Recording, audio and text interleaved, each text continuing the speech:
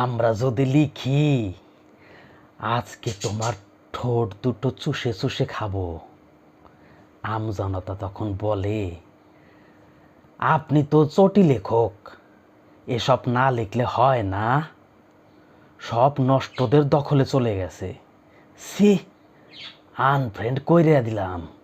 আর লেখক কবিরা লিখলে তোমার ওষ্ঠ জুড়ে শীত খেলা করে প্রিয়, তোমার দু অধরের কিনারায় বসে আমি মধুসূদা পান করতে চাই। আমজনতা তখন কয়, ওয়াও, জাস্ট অমায়িক, আপনি আমার সেরা কবি। লেখাটা নিলাম, ঠিক আছে, ইনবক্স চেক করবেন একটু। আবার আমরা যখন সাধারণ জনগণ লিখি, তোমাকে পাট খেতে নিয়ে করব। আমজনতা তখন কয়, ওস্তাক ফেরুল্লাহ, কি ভাষা এসব, অশ্লীলতার একটা সীমা আছে, এসব কেউ বলে, সি বাজে ইতর লোক।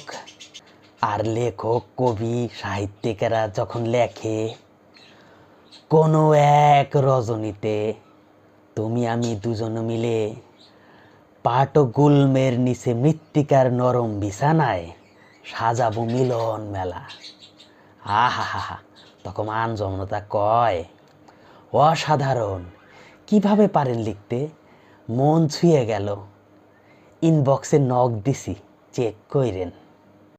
বন্ডামির একটা সীমা আছে, মুরব্বী মানুষ দেখে পছন্দ হয় না, না মুরব্বী গারে কি মনে কোনো প্রেম নাই,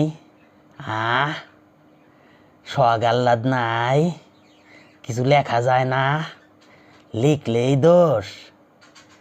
ভুল হইছে, কবি সাহিত্যিক হই নাই, কবি সাহিত্যিক হইলে ঠিকই প্রেমে পড়তা, শের জাফর ইকবালের মতো